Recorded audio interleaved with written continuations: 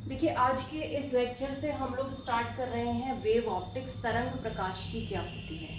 तो तरंग प्रकाशिकी का को पढ़ने से पहले हम लोग ये जान लेते हैं कि ऑप्टिक्स है क्या, प्रकाशिकी है क्या।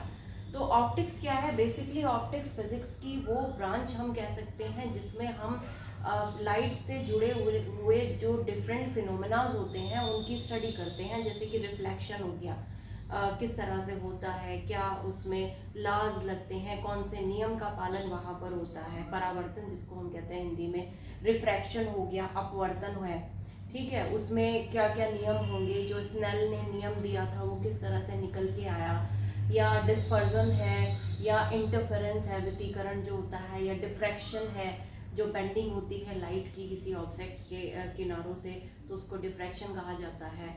तो ये सब जो है फिनोमेनाज, इनकी जो स्टडी होती है वो सब हम ऑप्टिक्स के अंदर करते हैं। बेसिकली ऑप्टिक्स को दो कोर ब्रांचेस में हम जो है डिवाइड कर सकते हैं।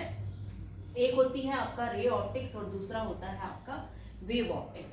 तो रे ऑप्टिक्स जो है, बेसिकली रे ऑप्टिक्स क्या है? किरण प्रकाशिकी, जिसमें हम क्या कहते हैं कि जो लाइट है वो रेज है। एक्चुअल में लाइट जो है वो रेज से मिलके बनती है, जो प्रकाश है वो किरणों से मिलके बनता है। या हम ये कह सकते हैं कि जो रेज होती हैं वो स्ट्रेट लाइन पाथ होती है लाइट की। दैट मीन्स लाइट जो होती है वो रेज की फॉर्म में स्ट्रेट लाइन में मूव करती है किसी भी मीडियम में। एक पॉइंट से दूसरे पॉइंट तक जब वो जाती है तो वो स्ट्रेट लाइन को फॉलो करके जाती है। दैट मीन्स अगर हम रेज क्या कह रहे हैं कि जो लाइट है वो क्या है, रेज की फॉर्म में आगे की तरफ मूव कर रही है, स्ट्रेट लाइन में मूव कर रही है, तो हम लाइट के इस मोशन को एक्सप्लेन करने के लिए स्ट्रेट लाइन ज्योमेट्री का यूज कर सकते हैं। तो बेसिकली रे ऑप्टिक्स में क्या है, स्ट्रेट लाइन ज्योमेट्री का यूज करके उसकी पाथ को डिफाइन कर सकते हैं हम, क्योंकि जो लाइट होती है वो रेज से मिलके बनती है। अब ये रेज भी आगे हम डिफाइन करेंगे कि किस तरह से रेज और वेव्स जो है एक दूसरे से कनेक्टेड होती है, ठीक है। रे ऑप्टिक्स में आप ये देखेंगे कि मिरर है कोई, उसमें जो रिफ्लेक्शन या रिफ्रैक्शन का जिस तरह से कोई मिरर है, मिरर में जब हम देखते हैं तो रिफ्लेक्शन होता है तो हमें अपनी इमेज वहाँ पर नज़र आती है। तो लेंस के थ्रू जब लाइट पास होती है तो इमेज की फॉर्मेशन किस तरह से होती है, तो वो सब डिफाइन करने के लिए हमें रेज का कंसेप्ट कंसिडर करना ही पड़ेगा। दूसरा जो इसका आप कह सकते हैं ऑप्टिक्स की जो ब्रांच है, जो कोर ब्रांच आप कह सकते हो, वो है वेव ऑप्टिक्स, तरंग प्रकाश की, जिसको हम आगे जो है लेकर चलेंगे। तो वेव ऑप्टिक्स बेसिकली क्या है, ये वेव्स और रेज के बीच का एक कनेक्शन एक्सप्लेन करती है। कि हम क्या कह रहे हैं, रे ऑप्टिक्स में हम क्या कह रहे हैं कि जो लाइट होती है वो रेज से मिलकर बनती है, कंसिस्ट ऑफ रेज। और ये जो रेज होती हैं ये एक्चुअल में क्या है, स्ट्रेट लाइन पाथ है जिसको लाइट फॉलो करती है किसी भी एक पॉइंट से दूसरे पॉइंट तक जाने के लिए किसी भी मीडियम के अंदर। तो रेज हो गई। अब रेज से हम क्या डिफाइन करें कि स्ट्रेट लाइन पाथ में मूव करती है, और उसकी पाथ को डिफाइन करने के लिए हम स्ट्रेट लाइन ज्योमेट्री का यूज कर लेते हैं। इसी अब वेव ऑप्टिक्स क्या कह रही है कि वेव ऑप्टिक्स कनेक्शन डिस्क्राइब करती है कि रेज और वेव्स के बीच का कनेक्शन क्या है। तो हम बेसिकली वेव ऑप्टिक्स के अंदर जो भी फिनोमेनास पढ़ेंगे, इंटरफेरेंस का किस तरह से हो रहा है, डिफ्रैक्शन क्या है, रिफ्लेक्शन किस तरह से हो रहा है, तो वो सब हम क्या करेंगे, रेज और वेव दोनों के कॉम्बिनेशन की हेल्प से ही आगे की तरफ एक्सप्लेन करेंगे। आगे चल के हम लोग, मैं आपको बताऊंगी कि वेव फ्रंट क्या होता है, और वेव फ्रंट और रेज जो होती हैं लाइट की वो किस तरह से कनेक्टेड होती हैं। बेसिकली एक लोकस जो क्रिएट होता है किसी भी वेव का, जब लाइट किसी रीजन में मूव करती है तो उस वेव फ्रंट के परपेंडिकुलर जो लाइंस होती हैं वही रेज को शो करती है। तो हम वेव ऑप्टिक्स में आप लोगों को डिफाइन करेंगे वेव फ्रंट क्या होता है, वेवलेट्स क्या होती हैं, और क्या क्या थ्योरीज अलग अलग दी गई हैं लाइट के नेचर को एक्सप्लेन करने के लिए। तो वो सारी चीज़ें हम इसमें स्टडी करेंगे। जैसे विजिबल लाइट है, विजिबल लाइट क्या होती है, electromagnetic light is electromagnetic rays. तो विजिबल लाइट इलेक्ट्रोमैग्नेटिक रेज का वो पोर्शन होती है जिसकी जो वेवलेंथ रेंज है वो 3600 एंगस्ट्रॉम से लेकर के 7000 एंगस्ट्रॉम तक होती है, वायलेट टू रेड कलर की। तो बेसिकली हम क्या पढ़ रहे हैं यहाँ पर, ऑप्टिक्स। ऑप्टिक्स के अंदर हमारा क्या है, रे ऑप्टिक्स और वेव ऑप्टिक्स, जहाँ पर हम अब आगे लेकर चलते हैं कि वेव ऑप्टिक्स एक्चुअल में होती क्या है। तो सबसे पहले हम देखेंगे क्या क्या थ्योरीज इसके अंदर आएंगी।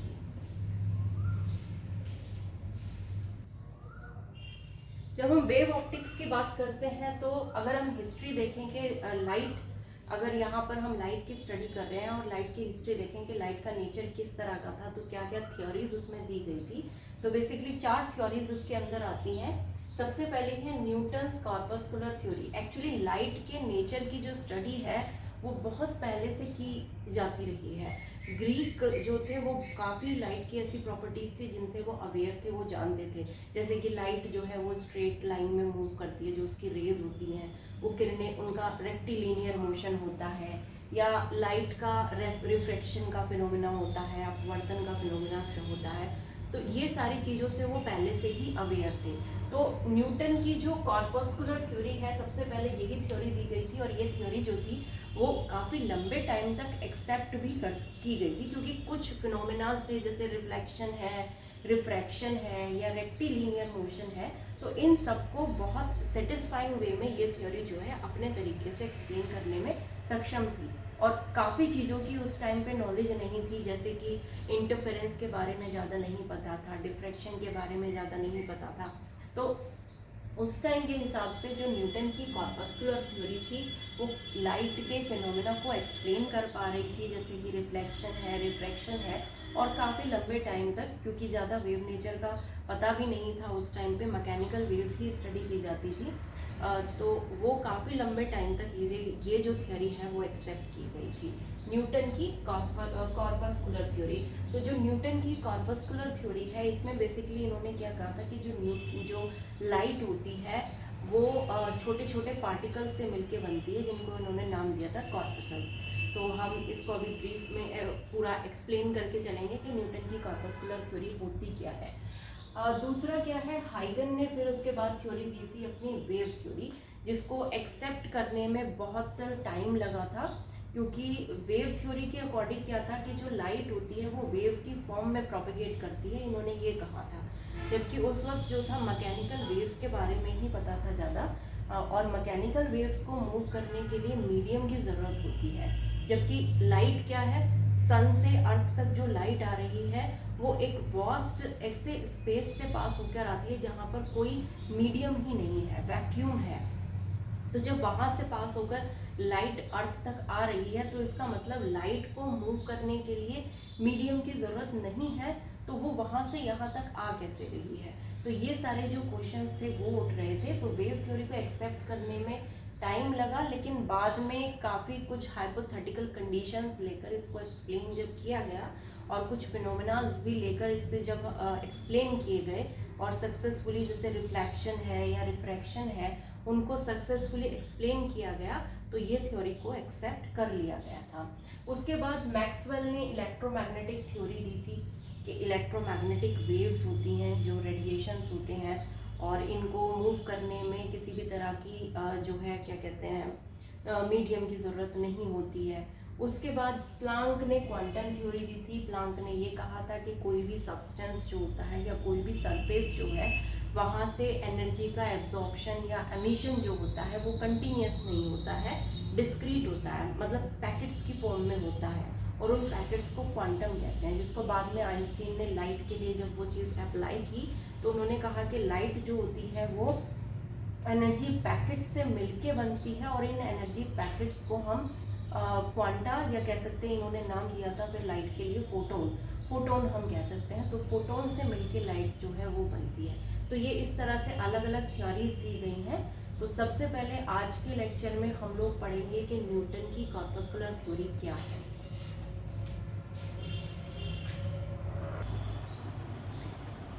न्यूटन की कॉर्पस्कुलर थ्योरी क्या कहती है।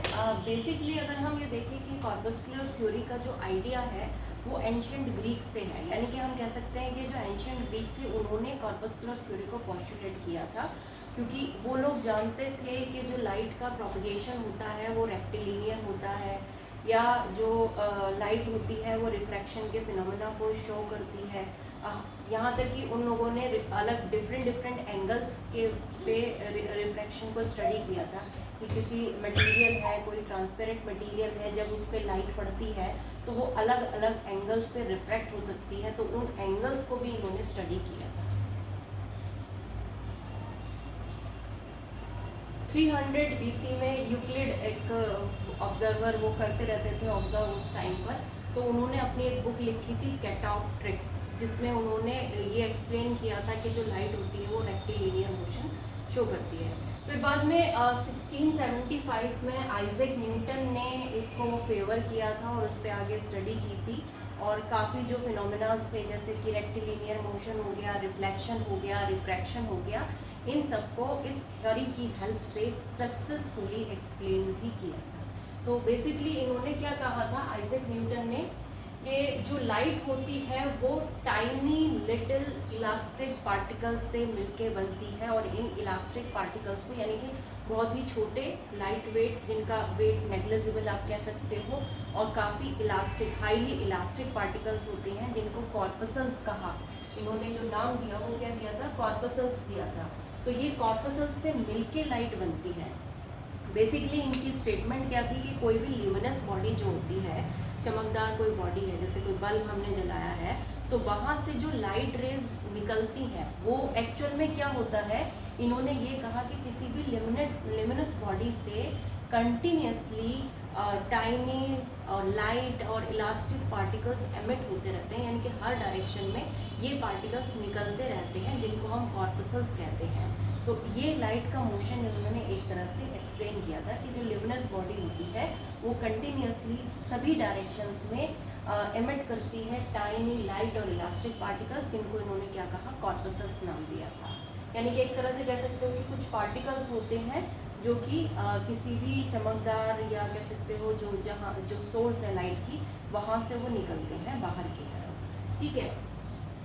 यानी कि ये जो कॉर्पसल्स थे उन्होंने क्या कहा, टाइनी, दैट मीन्स कि वो इतने स्मॉल होते थे कि किसी भी कोई भी अगर मीडियम है, मान लीजिए ट्रांसपेरेंट कोई मीडियम है, तो हमें पता है कि लाइट जो है ट्रांसपेरेंट मीडियम से पास हो जाती है। तो इन्होंने क्या कहा कि ये जो पार्टिकल्स होते हैं, ये जो कॉर्पसल्स होते हैं, वो इतने छोटे होते हैं कि किसी भी मीडियम के जो पार्टिकल होंगे, जो ट्रांसपेरेंट मीडियम है उसके जो पार्टिकल्स होते हैं उनके बीच से ये क्या कर जाते हैं, ट्रेवल कर जाते हैं। They can travel through the intensities of the particles of the medium, यानी कि जो भी मीडियम के पार्टिकल्स हैं उनके बीच से भी ये मूव कर सकते हैं, इतने छोटे होते हैं।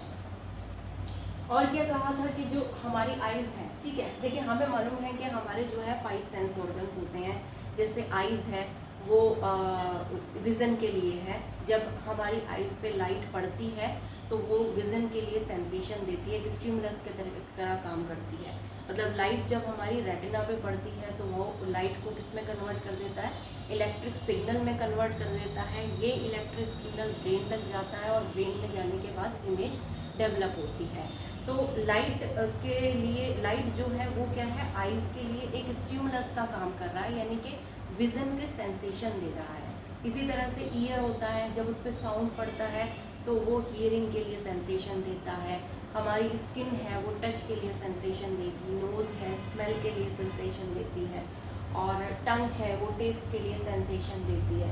तो इन्होंने क्या कहा था कि जो एक्चुअल में जो सेंसेशन है विज़न का, जब लाइट हमारी आंखों पे पड़ती है तो एक्चुअल में क्या होता है, जो कॉर्पसल्स होते हैं जब वो हमारी रेटिना से टकराते हैं तो वो क्या करते हैं, विज़न के सेंसेशन को देते हैं। तो ये इन्होंने इस तरह से एक्सप्लेन किया था। इन्होंने क्या कहा कि जो कॉर्पसल्स हैं इनकी क्या प्रॉपर्टी थी कि जब वो किसी भी पॉलिश्ड सरफेस से टकराते हैं तो वहाँ से बाउंस बैक होते हैं, दैट मीन्स वहाँ से वो रिफ्लेक्ट हो सकते हैं। और किसी भी ट्रांसपेरेंट मीडियम, अगर ट्रांसपेरेंट मीडियम उस के थ्रू पास हो रहे हैं तो ये जो पार्टिकल्स होंगे, जो कॉर्पसल्स होंगे, वो उस ट्रांसपेरेंट मीडियम के थ्रू मूव कर सकते हैं, ट्रांसमिट हो सकते हैं। इस थ्योरी के बेसिस पर जो भी इन्होंने माना कि जो लाइट है वो किससे मिलके बनी है, कॉर्पसल से मिलके बनी है। कोई भी ल्यूमिनस बॉडी जो होती है उससे कंटिन्यूसली ये पार्टिकल्स जो होते हैं वो बाहर की तरफ एमिट होते हैं और सभी डायरेक्शंस में होते हैं। तो इस थ्योरी के बेसिस पे इन्होंने रेक्टिलिनियर मोशन को एक्सप्लेन कर दिया। इन्होंने कहा कि जो पार्टिकल्स थे वो बहुत ही हाई स्पीड पे मूव करते हैं, तो उनकी जो पाथ होती है वो स्ट्रेट लाइन में होती है। तो रेक्टिलिनियर मोशन को इन्होंने शो किया, प्रूव कर दिया, एक्सप्लेन कर दिया इजीली।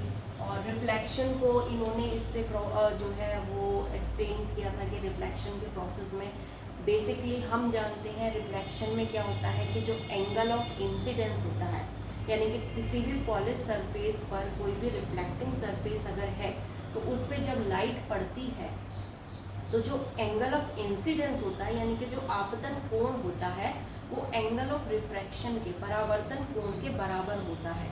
तो वो इन्होंने प्रूव करके दिखा दिया था कि हाँ ये इसमें बराबर आएगा इस थ्योरी के बेसिस पे। इसी तरह से रिफ्रैक्शन में जो हम जानते हैं स्नेल का नियम क्या कहता है कि sine I upon sine R, जहाँ पे आई एंगल ऑफ इंसिडेंस है और आर एंगल ऑफ रिफ्रैक्शन है। तो sine I upon sine R हमेशा कांस्टेंट रहता है। तो वो कांस्टेंट भी इन्होंने प्रूव कर दिया था, लेकिन उसमें कुछ जो है ड्रॉबैक्स आए थे जो बाद में जो है जब एक्सपेरिमेंट्स करे गए तो वो चीज़ वहाँ पर प्रूव नहीं हो पाई थी। लेकिन रिफ्रैक्शन उन्होंने प्रूव कर दिया था कि स्नेल्स लॉ जो हम बेसिकली पढ़ते हैं कि sine I upon sine R constant होता है। तो वो सब भी अभी हम देखेंगे कि किस तरह से इन्होंने एक्सप्लेन किया।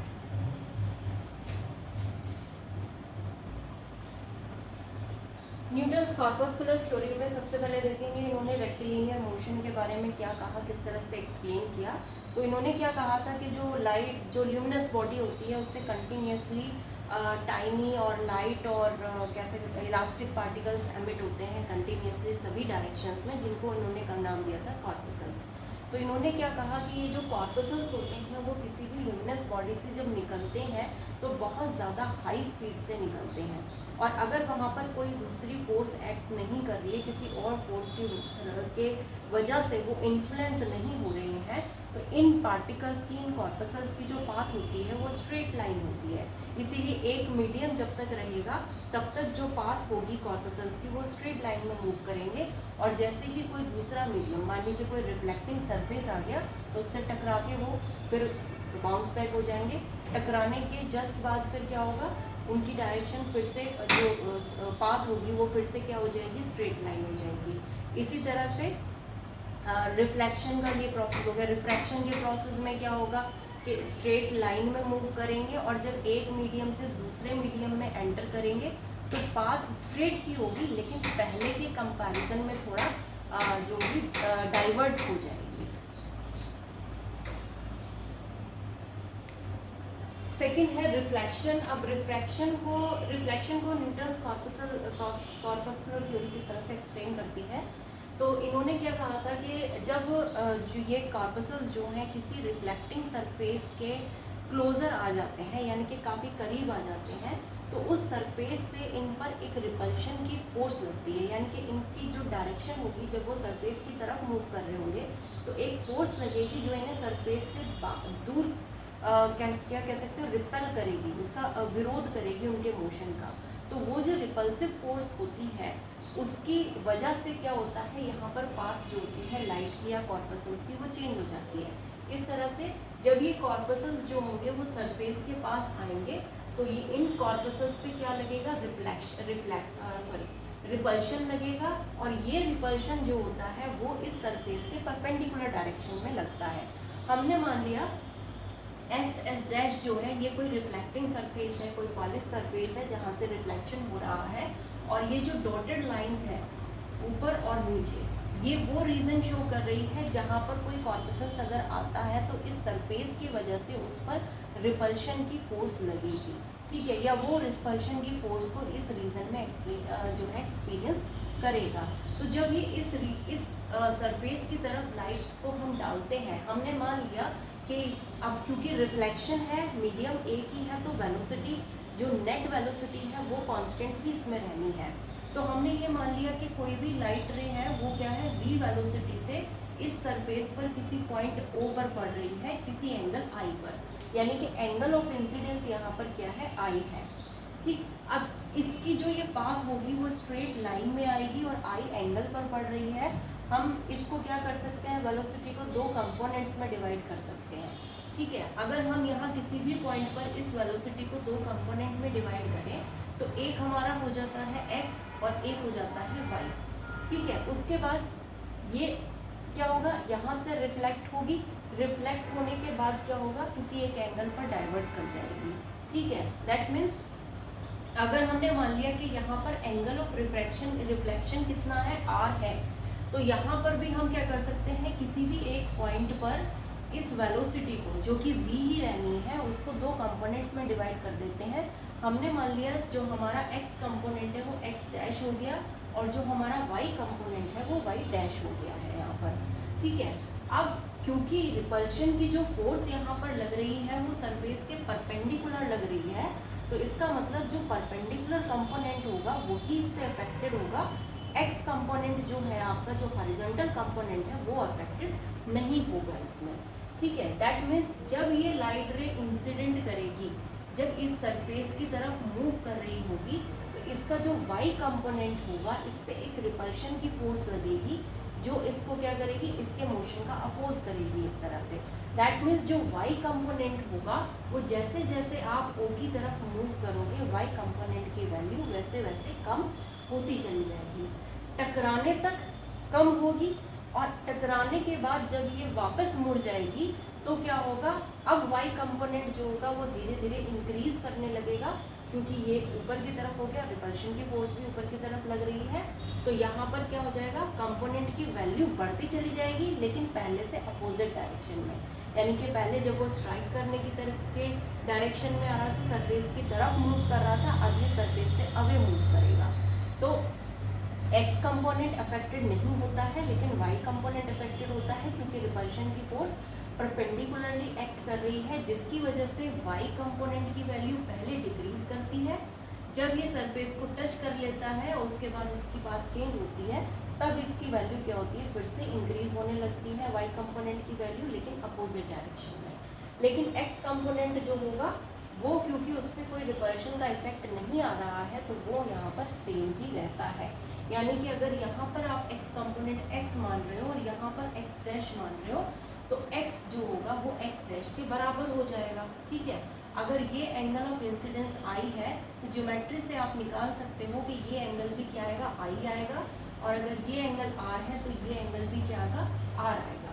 तो यहाँ से अगर हम देखते हैं, अगर इसको कंपोनेंट में रिजॉल्व किया है तो x को हम क्या लिख सकते हैं, v sin I लिख सकते हैं। यहाँ पर ये हो गया हमारा v sin I, और x डैश को हम यहाँ क्या लिख सकते हैं, v sin R लिख सकते हैं, v sin R, और इसको हम क्या लिख सकते हैं, I is equals to R, यानी कि angle of incidence is equals to angle of reflection, जो कि एक्सपेरिमेंटली ऑब्जर्व भी किया गया कि जो एंगल ऑफ इंसिडेंट होता है वो एंगल ऑफ रिफ्लेक्शन के बराबर आता है।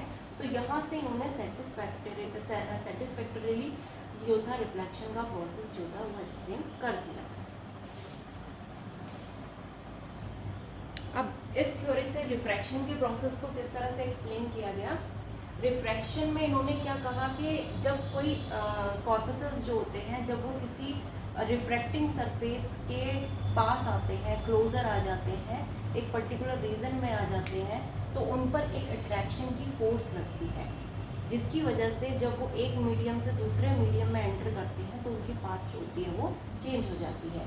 यानी कि अगर हम यहाँ पर मान के चल रहे हैं कि एस डैश जो है वो एक रिफ्रैक्टिंग सरफेस है, तो इस रिफ्रैक्टिंग सरफेस के दोनों तरफ जब हम एक डॉटेड लाइन से ये एक रीजन शो कर देते हैं, और ये रीजन वो रीजन है जिसमें जब लाइट के कॉर्पसल्स एंटर करेंगे तो उन पे एक अट्रैक्शन की फोर्स लगेगी जो कि सरफेस के परपेंडिकुलर होगी। ठीक है, तो जब ये पार्टिकल जो कॉर्पसल्स जो होंगे वो इस रीजन के अंदर आ जाते हैं तो उन पर एक अट्रैक्शन की फोर्स लगती है जो कि इस सरफेस के परपेंडिकुलर होती है, जिसकी वजह से y कंपोनेंट अफेक्टेड होगा, यानी कि वो इंक्रीज करेगा पहले, ठीक है, और उसके बाद डिक्रीज करेगा। तो जो y कंपोनेंट इंक्रीज या डिक्रीज कर रहा है, लेकिन x कंपोनेंट जो होगा यहाँ पर वो यहाँ पर भी क्या रहेगा, सेम ही रहेगा, क्योंकि x कंपोनेंट पे अट्रैक्शन की फोर्स का कोई इफेक्ट नहीं है। ठीक है। जो कॉर्पसल्स होते हैं जब वो रिफ्रैक्टिंग सरफेस के पास आ जाते हैं, एक लिमिटिंग डिस्टेंस में आ जाते हैं, तो उन पर एक अट्रैक्शन की फोर्स लगती है, जिसकी वजह से जो कॉर्पसल्स होते हैं उनकी वेलोसिटी का y कंपोनेंट अफेक्टेड होता है, लेकिन x कंपोनेंट अफेक्टेड नहीं होता है।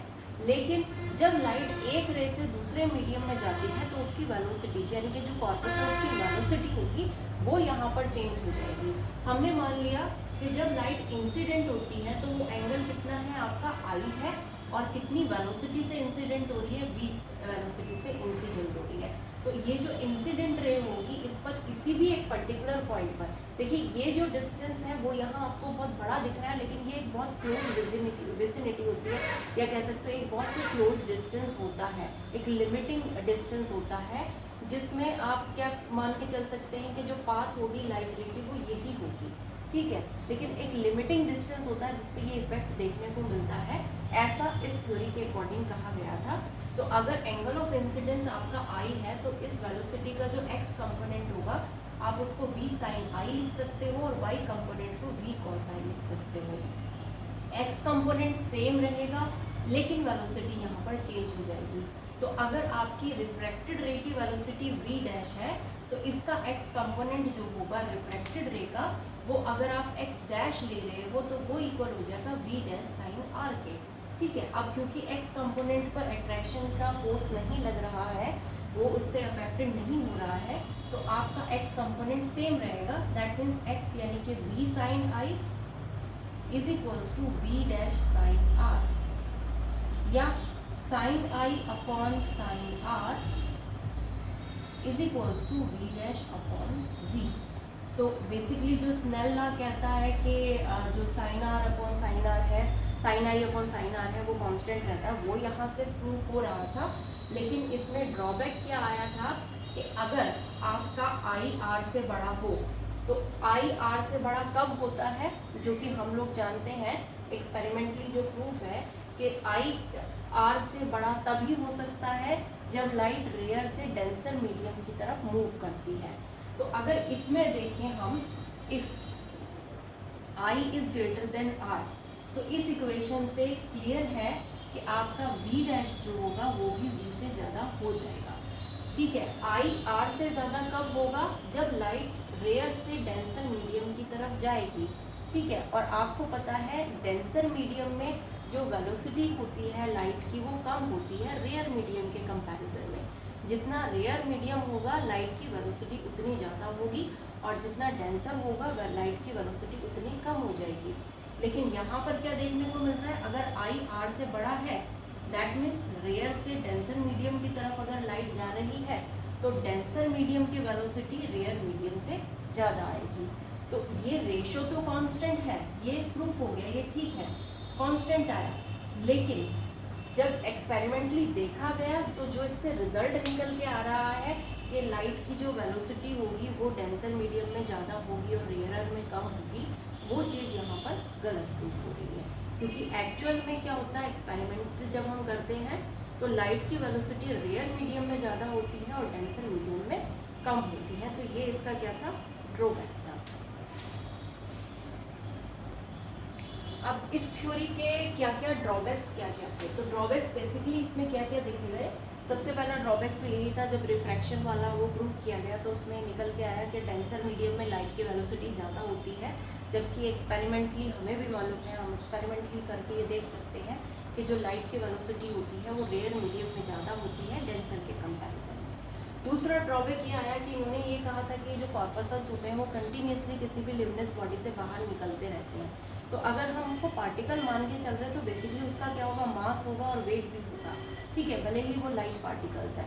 तो अगर कंटिन्यूस इस तरह से कॉर्पसल्स का लॉस होता है किसी भी ल्यूमिनस बॉडी के अंदर से, तो वहाँ पर उस बॉडी में भी क्या होना चाहिए था, वेट में लॉस आना चाहिए था, जो कि कहीं पर भी प्रूफ नहीं हो सकता है, ठीक है।